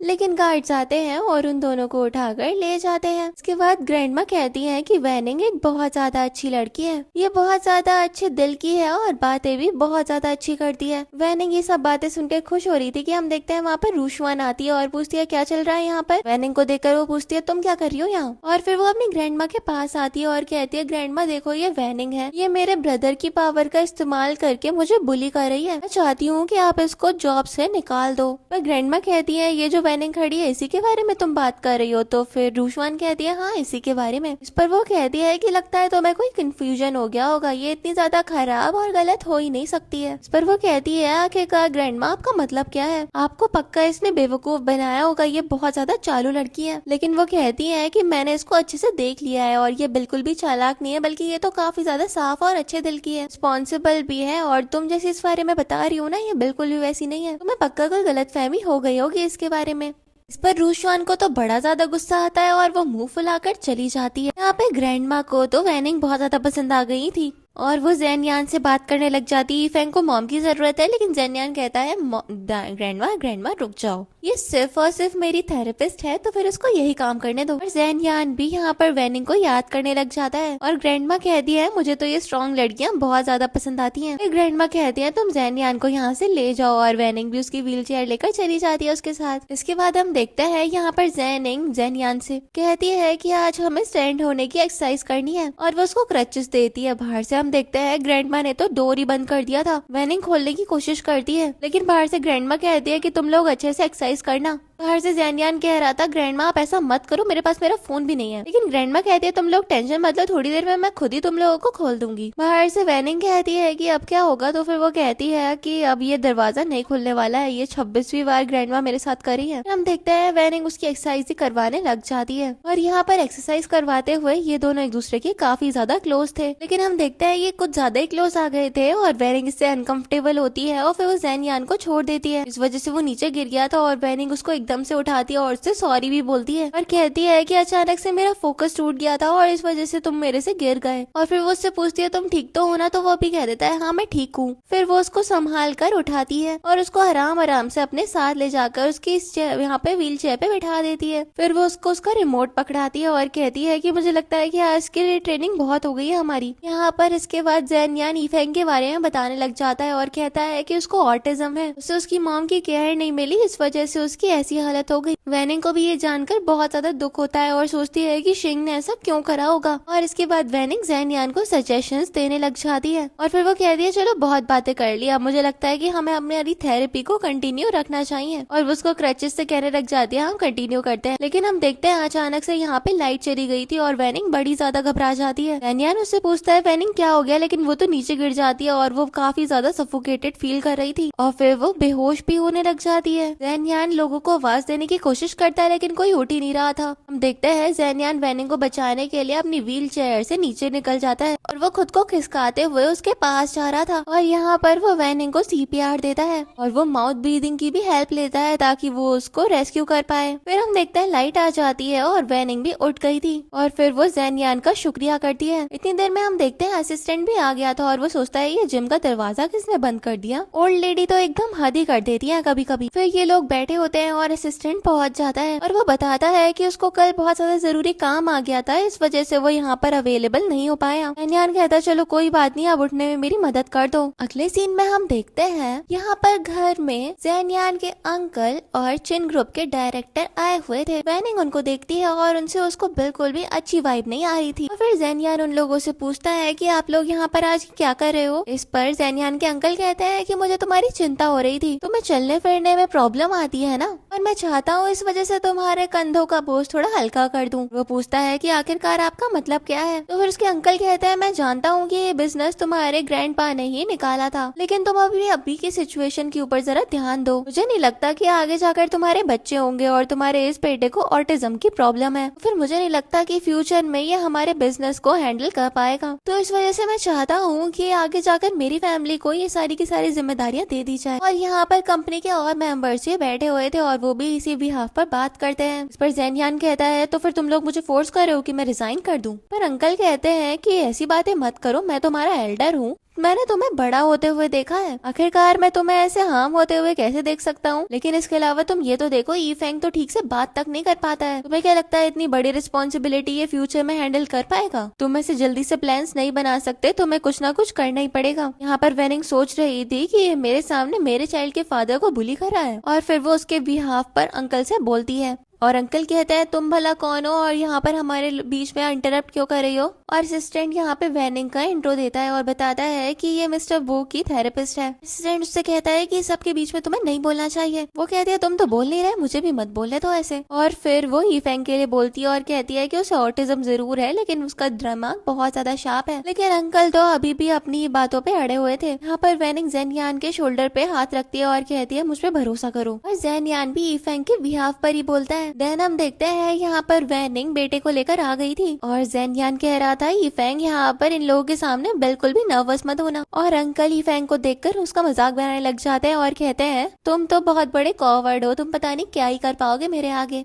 और फिर यहाँ पर सभी लोग ईफेंग का मजाक बना रहे थे, लेकिन ईफेंग तो एकदम ही फ्यूरियस होकर उन लोगों से बात करता है। काफी ज्यादा अच्छे से बात कर रहा था क्योंकि वो ईफेंग था ही नहीं और वो शाओयू था। यहाँ पर तो जैन यान भी एकदम शॉक्ड रह गया था कि ये इतना ज्यादा कॉन्फिडेंट कैसे हो गया। और यहाँ पर शाओयू उस अंकल को बड़ा अच्छे से जवाब दे रहा था और उसकी बोलती एकदम बंद कर दी थी उसने। और अंकल को भी एकदम यकीन नहीं आ रहा था कि एक छोटा सा बच्चा उसकी बेइज्जती कर रहा है और वो उसको मारने के लिए आगे बढ़ता है, लेकिन शाओयू वहाँ पर अपनी मॉम के पास में चला गया था। अंकल जैन यान से कहने लग जाता है कि तुमने किस तरीके से अपने बेटे को पाला है, इसको बिल्कुल भी तमीज नहीं है, बड़ों से कैसे बात करते हैं। इस पर जैन यान कहता है अब तो यकीन हो गया ना कि मेरा बेटा इतना ज्यादा शार्प माइंडेड है। और फिर वो कहता है कि मैंने अपना माइंड एकदम क्लियर कर लिया है, ये ग्रुप आगे जाकर मेरा बेटा ही संभालेगा। अंकल भी इस चीज के लिए कहते हैं कि अब मैं क्या ही बोलूं, और जितने भी अपनी पलटन को लेकर आए थे सबके सबको लेकर चले जाते हैं। और वेनिंग यहाँ पर शाओयू को वेल्डन बोलती है और जैन यान भी उसके चीक्स पे किस करता है। फिर वो उसको जाने का इशारा करती है, लेकिन जैन यान उसको जाने नहीं दे रहा था। इस पर वो उससे कहता है कि तुम पहले तो इतनी ज्यादा बात नहीं करते थे,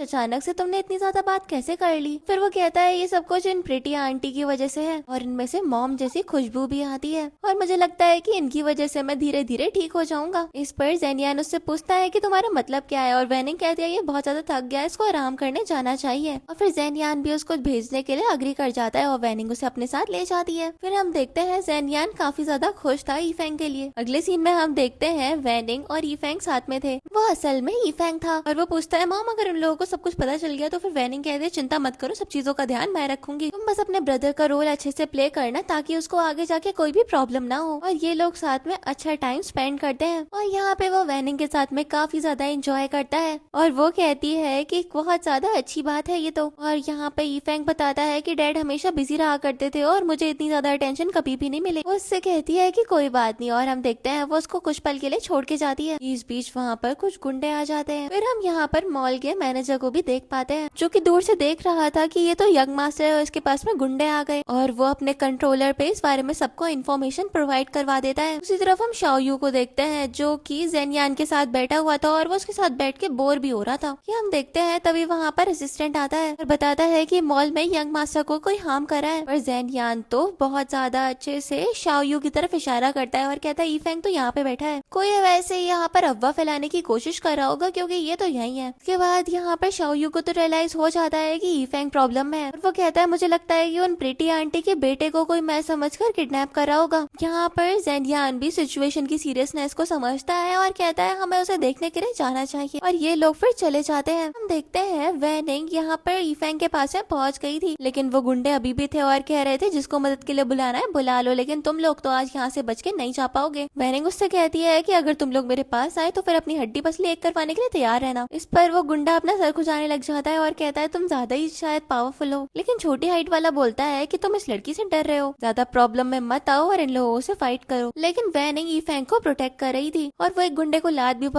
मार देती है। और हम देखते हैं इस बीच वहाँ पर ज़ेन यान अपने गार्ड्स और सेक्रेटरी के साथ में पहुंच गया और ईफेंग अपने फेस पे मास्क लगा लेता है उसको देखकर। और यहाँ पे असिस्टेंट कह रहा था लगता है कि ये खुद से ही सब कुछ हैंडल कर लेगी, लेकिन फिर भी वो अपने गार्ड्स को भेज देता है प्रोटेक्ट करने के लिए। और हम देखते हैं कि शाओ यू भी साथ में आया था और वो कहता है आंटी मुझे बहुत ज्यादा चिंता हो रही थी कि कहीं शाओ यू को कुछ हो ना जाए। फिर हम देखते हैं ज़ेन यान वैनिंग के पास में आता है और वो बताती है कि ये दोनों किडनैपर्स यहाँ पर आ गए और बहुत ज्यादा बदतमीजी कर रहे थे और मुझे लगता है कि इन्होंने ना आपके बेटे को मेरा बेटा समझ लिया। और असिस्टेंट को ये सारी बातें सुनकर बड़ा ज्यादा गुस्सा आ रहा था और ज़ेन यान अपने असिस्टेंट से कहता है इन्वेस्टिगेट करो आखिरकार इस सबके पीछे है कौन। असिस्टेंट भी इस बात को मान जाता है और आगे इन्वेस्टिगेशन करने के लिए निकल गया था। इसके बाद ज़ेन यान वैनिंग से कहता है कि मेरी वजह से तुम्हारे साथ में इतनी ज्यादा प्रॉब्लम हो गई, तुम मुझे बताओ मैं तुम्हारे लिए क्या कर सकता हूँ। तो फिर वो कहती है कि इसे कोई जरूरत नहीं है कुछ भी करने की। फिर ज़ेन यान की नजर ईफेंग पे जाती है और वो कहता है कि शाओ यू अभी भी तुमने मास्क पहन रखा है, ये उतार दो, तुम्हें बहुत ज्यादा सफोकेटेड फील हो रहा होगा। लेकिन वैनिंग उसको रोकती है और कहती है कि इसको अभी भी कोल्ड है, इन्फेक्शन फैल सकता है। और फिर वो उसको जबरदस्ती अपना मफलर पहना देती है ताकि वो शांत हो जाए और कहती है बाहर बहुत ज्यादा ठंड है तो फिर तुम ये पहन के रखो। यान सोच रहा था कि इसको मेरी कितनी ज्यादा फिक्र रहती है और वो उससे कहता है मुझे ठंड नहीं हो रही है और वो भी थोड़ी ऑकवर्ड हो जाती है। इसके बाद हम देखते हैं ये लोग जब घर पहुंचते हैं तो फिर मेड इनको इन्फॉर्म करते हैं कि कोई आया है और ज़ेन यान उस पर्सन के आने की खबर से ज्यादा खुश नहीं था। इसके बाद हम पीछे से वैनिंग को देखते हैं जो कि ईफेंग और शाओ यू को समझाती है कि आगे उन्हें क्या करना है। इसके बाद हम देखते हैं वैनिंग के पास में ईफेंग आता है और बताता है कि हम दोनों ने फिर से अपनी पोजीशन चेंज कर ली है और वैनिंग भी इस पर उसको ओके बोल देती है। हम देखते हैं तभी वहाँ पर रूशवान आती है और वो वैनिंग से कहती है कि तुम फिर से मेरे नेफ्यू को मैनिपुलेट करने की कोशिश कर रही हो और फिर वो ईफेंग को वैनिंग से दूर कर देती है। वैनिंग कहती है तुम्हें कोई गलतफहमी हो रही है, लेकिन वो तो समझने के लिए तैयार ही नहीं थी और इन लोगों के बीच में बहुत ज्यादा आर्ग्यूमेंट हो रही थी। ईफेंग यहाँ पर रूशवान को ही सुना देता है, इस पर वो उससे चिढ़ जाती है और कहती है तुम्हें पता नहीं आउटसाइडर के साथ कैसे डील करता है। लेकिन ईफेंग ने वैनिंग को हक कर लिया था और फिर वो दौड़ा दौड़ा यहाँ से चला जाता है। उसी तरफ हम ज़ेन यान को देखते हैं जिसके अंकल अपने बेटे को लेकर आए थे और वो उससे फेवर मांग रहे थे और कह रहे थे कि सब कुछ उसके बेटे के ऊपर छोड़ दिया जाए। लेकिन वो कहता है कि आपका बेटा वैसे ही एक बहुत बड़ा वाला कल्प्रिट है तो फिर मैं उसके ऊपर सब कुछ छोड़ के बिल्कुल भी रिस्क नहीं लेना चाहता हूँ और जो गलती करी है इसने इसके लिए उसको सजा मिलेगी। और फिर हम देखते हैं यहाँ पर पुलिस आ जाती है। अंकल का बेटा कहने लग जाता है उन्हें माफ कर दिया जाए, लेकिन कोई नहीं सुनता और पुलिस उसको पकड़ के ले जाती है। और यहाँ ज़ेन यान के अंकल उससे कह रहे थे कि तुमने मेरे बेटे को भी नहीं बख्शा, पर वो अपने अंकल को डांट देता है और कहता है कि फैमिली बाद में और बिजनेस पहले। कि हम देखते हैं वहाँ पर ईफेंग आ जाता है जो कि हर्ट हुआ था। वहाँ पर वैनिंग और रूशवान भी आ जाता है और रूशवान तो सब चीजों के लिए वैनिंग को ही ब्लेम कर रही थी। ज़ेन यान रूशवान को सुना देता है। इस पर अंकल कहते हैं कि सर्वेंट्स के लिए तुम अपनी बहन को ऐसे सुना रहे हो, लेकिन ज़ेन यान रूशवान को ही सुना देता है और फिर वहाँ से निकल जाता है। और वैनिंग भी ईफेंग को अपने साथ लेकर चली गई थी। पीछे से रूशवान को गुस्सा आ रहा था और वो अंकल के पास आती है। अंकल उसको संभालते हैं और कहते हैं तुम गुस्सा मत करो, ऐसे गुस्सा करने से कोई भी फायदा नहीं होने वाला है। और वो उसको एक कार्ड देता है और कहता है कि तुम खुश रहो। और ये लोग साथ में कुछ प्लानिंग कर रहे थे। दूसरी तरफ हम ज़ेन यान को देखते हैं जो कि ईफेंग से कह रहा था तुम आराम से घर पे रहना, मैं चाहता हूँ कि बॉडीगार्ड्स तुम्हें प्रोटेक्ट करे हर टाइम। और यहाँ पर वो वैनिंग को मॉम बोल रहा था। ज़ेन यान उसके लिए उसको मना करता है लेकिन वो मान ही नहीं रहा था। फिर हम देखते हैं असिस्टेंट उसको ले जाता है और ईफेंग अपनी मॉम से दूर नहीं जाना चाहता था। पीछे से वैनिंग कहती है कि अगर तुम्हें यंग मास्टर की इतनी ज्यादा फिक्र है तो फिर तुम्हें किसी और मेथड का इस्तेमाल करना चाहिए। इस तरीके से बंद करना बिल्कुल भी कोई सोल्यूशन नहीं है। ऐसे लोगों से वो दूर जाएंगे तो फिर उनकी मेंटल हेल्थ और भी ज्यादा खराब होगी। वो कहता है कि तुम्हें मेरे बेटे के बारे में कुछ ज्यादा ही कंसर्न नहीं है। इस पर वो सोचती है मैं इसको कैसे बताऊं कि इसका बेटा तो मेरा बेटा भी है। और फिर वो उससे कहता है कि फिलहाल मैं देख लूंगा कि मुझे अपने बेटे को कैसे संभालना है। और वैनिंग सोचती है कि अगर मैंने इसे बता दिया ना मैं इसकी बायोलॉजिकल मदर हूँ तभी मैं इसको कोई रीजन दे पाऊंगी। वो सोच में पड़ी हुई थी और हम देखते हैं ज़ेन यान वैनिंग को अपनी गोद में बैठाता है और उसको किस कर देता है। वो एकदम से पीछे उठती है और कहती है कि तुम ये क्या कर रहे हो। वो उसको थैंक यू बोलता है और उसको अपने पास करके उसको हक कर लेता है। उधर हम ईफेंग को देखते हैं जो कि सैडली बैठा हुआ था कि तभी उसके पास में शाओ यू आता है और कहता है कि तुम बाहर आ जाओ हम लोग खेलते हैं। लेकिन वो कहता है शाओ यू मैं नहीं आ सकता, डैड मुझे बाहर नहीं जाने दे रहे हैं और बहुत सारे गार्ड्स भी है जो कि मेरे ऊपर निगरानी रख रहे हैं। शाओ यू कहता है डैड ने तुम्हें ही तो बाहर आने से मना करा है, मैं तो तुम्हारे पास आ ही सकता हूँ। वो अंदर जाने ही लगा था कि तभी वहाँ पर शिनरेन आती है और वो उसको अंदर जाने से रोकती है क्योंकि वो हर्ट हो सकता था। इतनी देर में वहाँ पे वैनिंग भी आ जाती है और वो शिनरेन का शुक्रिया करती है और कहती है कि अगर तुम ना आती तो ये इंजर्ड हो जाता। पर शिनरेन कुछ और बोलती है कि इसी बीच में वहाँ पे ज़ेनरेन आ जाता है और वो पूछता है कि यहाँ पर ये सब कुछ क्या चल रहा है। तो वो कहते हैं कुछ नहीं, बस मेरा बेटा शैतानी कर रहा था। और वो शिनरेन से उसका नाम भी पूछती है तो फिर वो बताता है ये मेरे अंकल की बेटी है, इसका नाम शिनरेन है। और शिनरेन थोड़ी ऑकवर्ड हो जाती है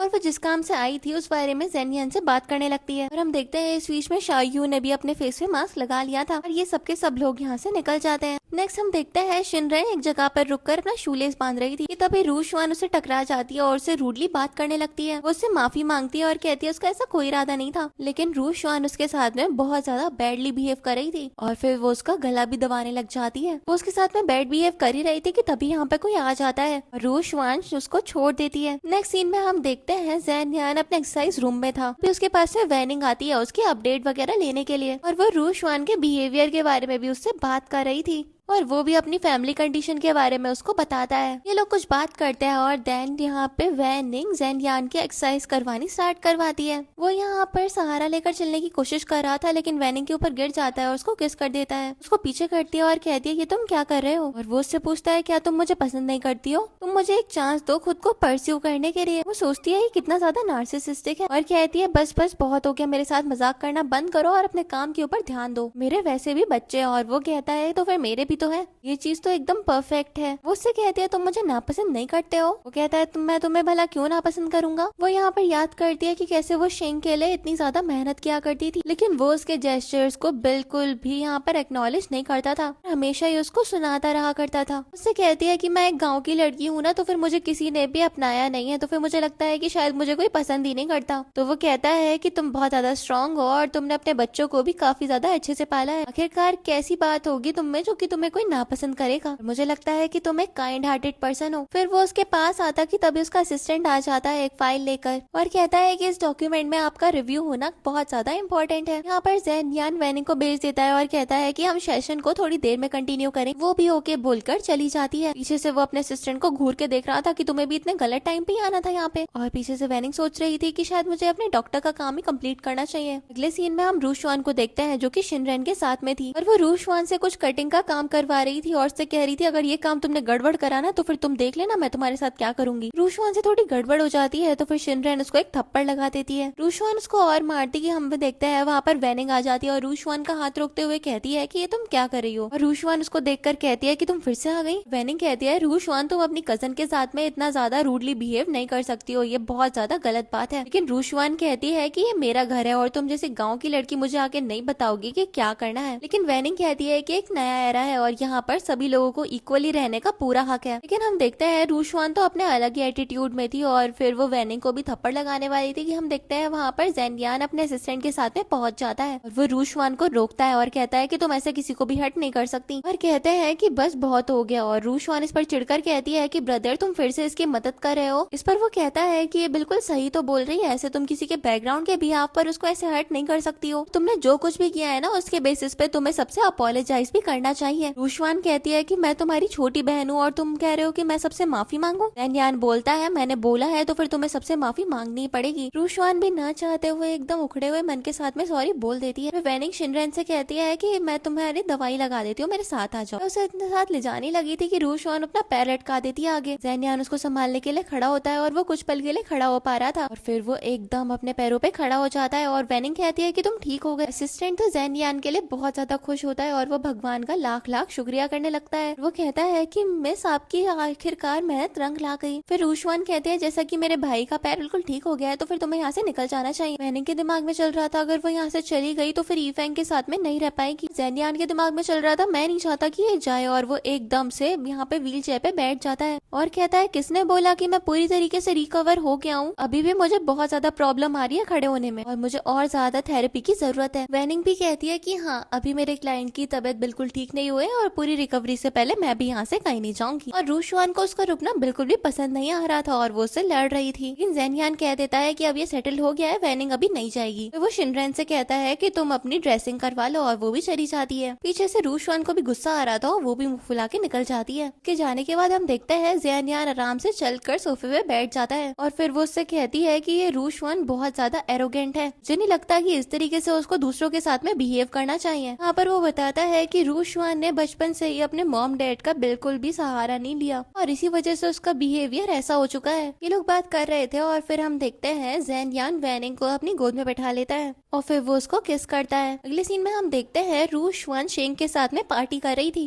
वेनिंग यहाँ पे बॉक्सिक्स वगैरह उठाने का काम कर रही थी। लोग इसको बात करने के बाद कहने लग जाते हैं कि ये तो मिसेस गू है ना, और इसने गू फैमिली में शादी करी थी, लेकिन बाद में उसको गू फैमिली से लात मार के निकाल दिया गया। और मुझे लगता है ये बो फैमिली में आके मिस्टर बो को सिड्यूस करने की कोशिश कर रही होगी, और इसके बारे में यही सारी की सारी गॉसिप्स चल रही थी। लेकिन वेनिंग उन लोगों को सुना देती है। शेंग रू शुआन से कहता है कि ये हमारे बारे में ऐसी बात करती रहेगी, इससे कुछ बोलो। और रू शुआन भी शेंग की साइड लेते हुए वेनिंग को ही डांटती है। इस पर वेनिंग एक स्टिक उठाती है और उसको 2 टुकड़ों में कर देती है, और इससे लोग घबरा रहे थे और कहती है तुम लोग किस बारे में बात कर रहे थे। शेंग कहता है कि तुम्हारे इस बिहेवियर से हम लोग डरने नहीं वाले हैं। क्या हम देखते हैं तभी वहाँ पर जेनियान आ जाता है और कहता है कि क्या बात चल रही है यहाँ पे, और वो यहाँ पे स्टिक लेकर आया था और चल पा रहा था। एक गेस्ट कहती है कि आप अपने सर्वेंट को इतना ज्यादा सर पे मत चढ़ाइए, लेकिन हम देखते हैं वो वेनिंग को अपने क्लोज करता है और कहता है ये मेरी फियांसे है। ये बात सुनकर रू शुआन एकदम हैरान हो गई थी और कहती है कि ब्रदर तुम ये कैसी बातें कर रहे हो, ये कब तुम्हारी फियांसे बन गई, बकवास करनी बंद करो। लेकिन वो कहता है कि अभी अभी बनी है जस्ट। और फिर वो कहता है कि आप लोग मेरी फियांसे से इस तरीके से बात कर रहे थे तो फिर आपको उससे अपोलोजाइज करना चाहिए। हम देखते हैं कि गेस्ट भी वेनिंग से सॉरी बोल देते हैं। और फिर इस पर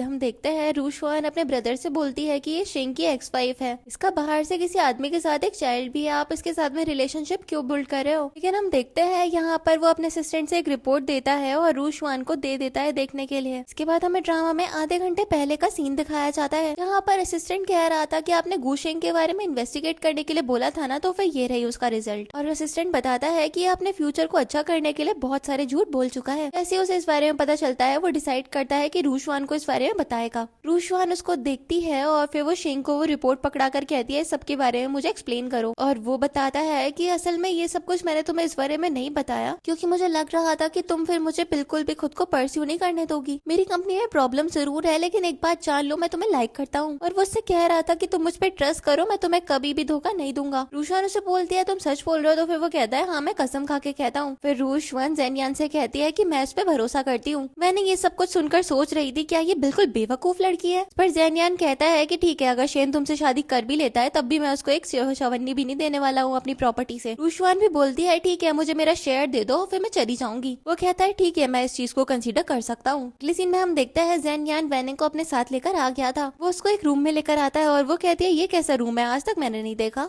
वो कहता है जब से मेरे पेरेंट्स इस दुनिया से चले गए तब से मैं इस रूम में नहीं आया था। और वो अपनी फैमिली पिक्चर्स देखने लग जाता है और वेनिंग उसको सांत्वना दे रही थी। फिर वो भी वो पिक्चर्स देखने लग जाती है और कहती है तुम्हारे पेरेंट्स तो बहुत ज्यादा गुड लुकिंग थे। उसकी नजर यहाँ पर उसकी मॉम पे जाती है और वो सोचती है कि शिनरेन तो बहुत ज्यादा जेनियान की मॉम की तरह लगती है। फिर यहाँ पर वेनिंग ये जेनियान से बोलती है कि आज पार्टी में तुमने मुझसे बोला था कि मैं तुम्हारी फियांसे हूँ, आखिरकार उन सारी बातों का मतलब क्या है। तो फिर वो उससे कहता है कि मैंने बस इतना बोला था कि तुम मेरी फियांसे हो, तो फिर मैं चाहता हूँ कि तुम मेरी फियांसे बन जाओ। और फिर वो सबने क्लोज करता है और कहता है मैं तुम्हें इस चीज की अपॉर्चुनिटी दे रहा हूँ। हम देखते हैं वहाँ पर ये फेंग और शाओयू आ जाते हैं। वो लोग बात करने लग जाते हैं क्या लोग ये एक दूसरे के साथ हैं, और फिर ये लोग इनको इंटरप्ट कर देते हैं। इसके बाद हम देखते हैं ये लोग बच्चों को भी वो फोटो एल्बम दिखाने लग गए थे। फिर असिस्टेंट आता है और वेनिंग शाओयू को लेकर चली जाती है। और असिस्टेंट यहाँ पर बंटवारे के लिए रिपोर्ट लेकर आ गया था कि रू शुआन को कितने % प्रॉपर्टी देनी है, और वो भी ट्रांसफर एग्रीमेंट साइन करने के लिए पूरी तरीके से तैयार हो गया था। अगले सीन में हम शाओयू और ईफेंग को देखते हैं जो कि साथ में खेल रहे थे, और ये लोग खुश थे कि उनके मॉम और डैड एक दूसरे के क्लोज आ रहे हैं, तो फिर ये लोग साथ में रह पाएंगे। अगले सीन में हम देखते हैं रू शुआन और शिनरेन साथ में खाना खा रहे थे। तभी वहाँ से वेनिंग गुजरती है और रू शुआन उसको सुनाने लग जाती है और कहती है कि तुम मेरे ब्रदर के साथ में हुकअप कर रही हो, लेकिन इस सब का ये मतलब नहीं है कि तुम फीनिक्स की ऊंचाइयों पे पहुंच जाओगी। लेकिन वेनिंग उसके पास आती है और कहती है कि तुम्हें मैं सुना रही हूँ, मुझसे ज्यादा जलो मत और मेरी वजह से ऐसे अनहैप्पी मत हुआ करो। लेकिन रू शुआन तो उसके साथ में बड़ा ही ज्यादा बैड बिहेव कर रही थी। हम देखते हैं शिनरेन भी अब शांत नहीं रहती और वेनिंग के बिहाफ पर बोल देती है रू शुआन से। इस पर रू शुआन कहती है ये कुछ ही दिनों से यहाँ पर आई है और तुम इसके बिहाफ पे बात भी करने लग गई हो। तुम ये मत भूलो कि तुम्हारे ऊपर हमारा कितना सारा एहसान है। और फिर वो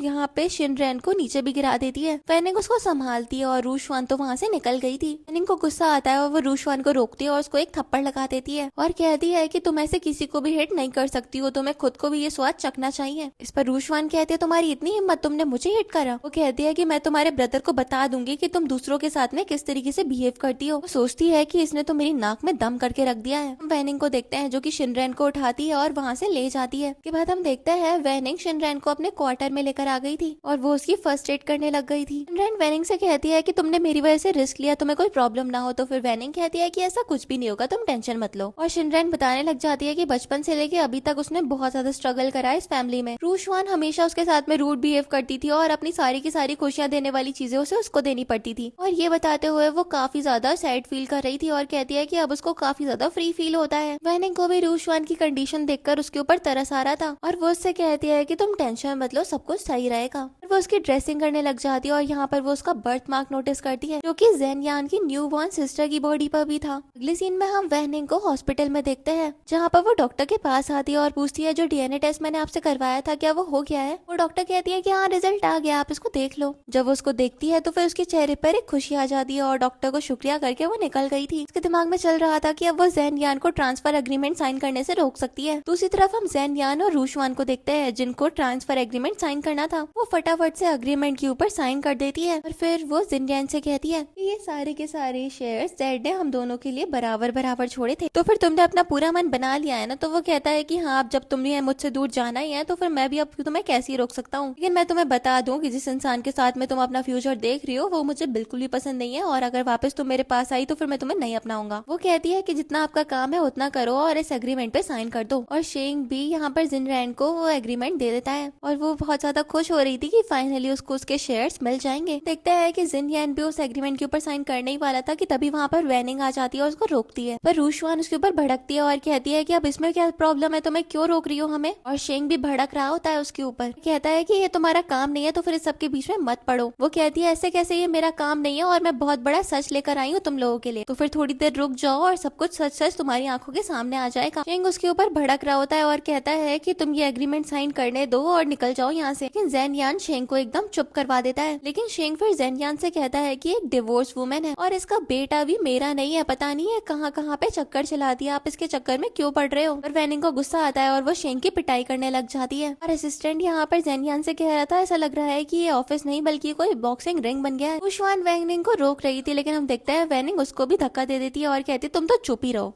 फिर वो ये भी कह देती है कि तुम ज़ेन यान की सिस्टर हो ही नहीं। ये बात सुनता है वो और एकदम से खड़ा हो जाता है और उससे सवाल करता है। यहाँ पर हम देखते हैं वेनिंग ज़ेन यान को वो रिपोर्ट दिखाती है और कहती है कि असल में वो तुम्हारी ब्लड रिलेटेड रिलेशन में नहीं है और असल में मैंने शिनयान का डीएनए टेस्ट करवाया था और उसमें रियलिटी आई और मुझे लगता है कि दोनों की प्लेस बदल दी गई थी। वो ये चीज जानता है और फिर अच्छे से यहाँ पे चेक करने के लिए अपने असिस्टेंट से बोल देता है। नेक्स्ट हम देखते हैं ये लोग यहाँ पर रिजल्ट का वेट कर रहे थे और शेंग रूशवान से बोल रहा था कि तुम टेंशन मत लो, रिजल्ट तुम्हारे फेवर में ही आएगा। इस बीच हम देखते हैं यहाँ पर उसके अंकल और शिनरैन भी आ गए थे। रूशवान को ऐसी हालत में देखकर पूछता है कि क्या उसने तुम्हें बुली करा। लेकिन हम देखते हैं यहाँ पर ज़ेन यान कहता है अंकल आप इस सबको क्या एक्सप्लेन करोगे, शिनरैन आपकी बेटी नहीं है बल्कि रूशवान है। लेकिन अंकल तो उस रिपोर्ट को फेक बोल रहा था। लेकिन असिस्टेंट बाकी के डॉक्यूमेंट्स लेकर भी आ जाता है और कहता है कि इन्वेस्टिगेशन से सब कुछ पता चल गया है। अंकल कुछ भी नहीं मान रहा था लेकिन हम देखते हैं कि ज़ेन यान उसके ऊपर भड़क जाता है। फिर अंकल अपना असली रंग दिखाता है और कहता है जब कुछ सबके सामने आ गया है तो फिर मैं भी बता दूं कि हाँ सब कुछ मैंने कराया और इसमें तुम्हारे पेरेंट्स का फॉल्ट है। मेरी बेटी बेचारी इतने ज्यादा स्ट्रगल में जीती और उनकी बेटी वो अच्छे से बाहर जाके पढ़ाई करती। मैं ये चीज बिल्कुल भी नहीं झेल पाया, पहले तुम्हारे पेरेंट्स को खत्म किया और फिर तुम्हारी बहन को एक्सचेंज कर दिया। और ये बोलकर वो जोर जोर से हंसने लग जाता है जैसे पता नहीं क्या ही अचीवमेंट हासिल हो गया होगा। वेनिंग को गुस्सा आता है और फिर वो शिनरैन के बिहाफ पे बोलती है और उस अंकल को कन्फ्रंट भी करती है। शिनरैन को भी गुस्सा आता है और वो फाइनली अपने लिए स्पीक अप करती है। रूशवान कहने लग जाती है उसे इस बारे में कुछ भी नहीं पता था। लेकिन असिस्टेंट कॉल रिकॉर्डिंग दिखाता है और कहता है कि तुम झूठ मत बोलो, तुम्हें भी सब कुछ पता था। ज़ेन यान को बहुत ज्यादा गुस्सा था और वो उन लोगों के ऊपर अपना गुस्सा उतारने लग जाता है और अंकल तो एकदम दंग हो गया था। नेक्स्ट सीन में हम देखते हैं रूशवान एकदम बेसब्री से वेट कर रही थी, तभी वहाँ पर ज़ेन यान, वेनिंग और शिनरैन आ जाते हैं। वो यहाँ पर ज़ेन यान से कहती है इतने सालों से मैं तुम्हारे साथ रही हूँ, उसी के बिहाफ पर तुम मुझे माफ कर दो। लेकिन वो उससे कहता है कि अब मैं तुम्हें माफ नहीं कर सकता, तुम जाओ यहाँ से। वेनिंग भी उसको सुना देती है और हम देखते हैं कि रूशवान अपना लगेज लेकर घर से निकल गई थी। फिर हम देखते हैं कि शेंग बाहर वेट कर रहा था। वो सोचती है कि शायद ये इसको नहीं छोड़ेगा लेकिन वो तो अपना दिया हुआ ब्रेसलेट लेने आया था। पूछती है इसका क्या मतलब है, तो फिर वो कहता है ये महंगा था यार, ऐसे तो मैं थोड़ी दे सकता हूँ, चलो अब तुम अमीर नहीं हो तो फिर हमारा रिश्ता भी खत्म होता है। उसका कॉलर पकड़ लेती है। हम देखते हैं शेंग उसको दूर कर देता है और कहता है कि तुम्हारे साथ पैसों के लिए ही था मैं। और फिर फिर वो भी उसको अबेंडन करके चला गया था। पीछे से रूशवान रो रही थी क्योंकि उसके साथ में इतना ज्यादा बुरा जो हो गया था। इसके बाद हम देखते हैं जिन यान शिनरेन को उसके दिए हुए हिस्से के शेयर्स दे देता है। वो उसे एक्सेप्ट करने के लिए मना करती है, लेकिन वो उसको हक कर लेता है और कहता है कि इसमें तुम्हारा अधिकार है। और वैनिंग कहती है कि इस चीज को तो हमें सेलिब्रेट करना चाहिए। फिर हम देखते हैं वहाँ पर ये फेंग और चाओ यू भी आ जाते हैं। के बाद हम देखते हैं शिनरेन को असिस्टेंट उसका रूम दिखाने के लिए ले आया था। वो उससे कहता है कि अब आपको कोई भी परेशान नहीं करेगा और उसको सारी की सारी फैसिलिटीज जो मिलती हैं वो फैमिली की डॉटर होते हुए। नेक्स्ट हम देखते हैं शिनरेन ग्रैंड माँ से मिलने के लिए गई थी और ग्रैंड माँ भी उसको देखकर काफी ज्यादा इमोशनल हो गई थी। दोनों यहाँ पर बातें करते हैं और इसके बाद इन लोगों को वैनिंग का ख्याल आता है और शिनरेन वैनिंग को कॉल करके कुछ इन्फॉर्म करती है। वैनिंग के दिमाग में चल रहा था कि उसे भी सबको सच से जल्दी बताना पड़ेगा। वो वहाँ से निकलने लगी थी कि हम देखते हैं शेंग उसके पास आ जाता है और वो उससे पैसों का फेवर चाह रहा था, लेकिन वो उससे बहुत ज्यादा डिस्गस्टेड फील कर रही थी। फिर वो उससे गुस्से से पूल में लात मार के गिरा देती है और कहती है तुम ये डिजर्व करते हो। इसके बाद हम देखते हैं वैनिंग जेन यान के ऑफिस में आती है और वो उसको यहाँ देखकर सोच रही थी कि वो उसके काफी ज्यादा क्लोज है। फिर हम देखते हैं वो उसको अप्रोच करती है और यहाँ पर ये दोनों एक दूसरे के क्लोज भी आते हैं। वैनिंग उसको 1 मिनट के लिए रोकती है और तभी हम देखते हैं बीच में असिस्टेंट आ जाता है। वो कहता है कि शेंग ने डीएनए टेस्ट रिपोर्ट करवाया है और वो कह रहा है कि मिस वैनिंग का जो बेटा है वो उसका बेटा है और वो उसकी रिस्पॉन्सिबिलिटी लेने के लिए तैयार है। देखते हैं अगला सीन, शेंग सोफे पे बैठा हुआ था और वो अपने साथ में एक नमूने को भी लेकर आया था। वैनिंग उसको क्रॉस क्वेश्चनिंग करने लग जाती है और वो नमूना कहे जा रहा था कि वो बेटा मेरा ही है और उसकी रिस्पॉन्सिबिलिटी मैं लूंगा। यान भी वहीं पे बैठा हुआ था और वो भी क्वेश्चनिंग कर रहा था और शेंग कहता है कि जिस रात हमारी शादी हुई थी वैनिंग इसी आदमी के साथ में चली गई थी और इसने मुझे पहले ही दिन में अपनी शादी के चीट कर दिया था और उस हॉस्पिटल में उसके ट्विंस हुए होंगे। हॉस्पिटल का वो नाम सुनता है और उसको एकदम से गट फीलिंग आती है। उसके बाद शेंग बताने लग जाता है कि वैनिंग ने कितना ज्यादा स्ट्रगल किया ताकि वो अपने बेटे को पाल पाए, क्योंकि शेंग ने तो उसको अबेंडन कर दिया था। उसने तर भटक के जॉब ढूंढी और अपने बेटे को भी ढूंढना जारी रखा। शेंग तो बहुत ज्यादा बुरी तरीके से इन लोगों के साथ में बिहेव करा था। यान को शेंग के ऊपर गुस्सा आता है और वो उसको एक मुक्का मार देता है और कहता है कि असल में शाओयू उसका बेटा है। वैनिंग सोचती है कि इसको कैसे पता चल गया। शेंग जो अपने साथ में नमूने को लेकर आया था वो कहता है कि वो इसका चाइल्ड है। कि हम देखते हैं वहाँ पर शाओयू आ जाता है और वो सब कुछ सच सच रिवील कर देता है और हमें दिखाया जाता है कि शाओयू हर जगह मास्क लगा के घूमता था और जेन यान को इस वजह से उसके ऊपर डाउट हो रहा था। फिर हम देखते हैं शेंग अपने साथ में जिस नमूने को लेकर आया था वो तो माफी मांगकर निकल जाता है। शेंग कहता है तो क्या हो गया, अगर वो तुम्हारा बेटा है भी तो उसकी एजुकेशन बिल्कुल भी वैसी नहीं है और वो इस फैमिली में फिट इन नहीं कर पाएगा। लेकिन तभी हम देखते हैं वहाँ पे ग्रैंड माँ भी आ जाती है और वो कहती है कि वो फैमिली के जो भी चाइल्ड है उसको उसका हक मिलेगा। और फिर ये लोग शेंग के ऊपर बहुत ज्यादा भड़के हुए थे। शाओ यू और यीफेंग को भी उसके ऊपर गुस्सा आ रहा था और जेन यान उसकी पिटाई कर देता है। उसका सेक्रेटरी उसको पकड़ता है और वहाँ से निकाल देता है। हम देखते हैं जेन यान वैनिंग को संभालता है और ग्रैंड माँ उनको साथ रहने की सलाह देती है। पूरी फैमिली साथ में होती है। जेन यान यीफेंग और शाओ यू के आंखों पे हाथ रखता है और फिर वो वैनिंग को किस करता है। इसी सीन के साथ इस ड्रामा की हैप्पी एंडिंग हो जाती है। Thanks for watching.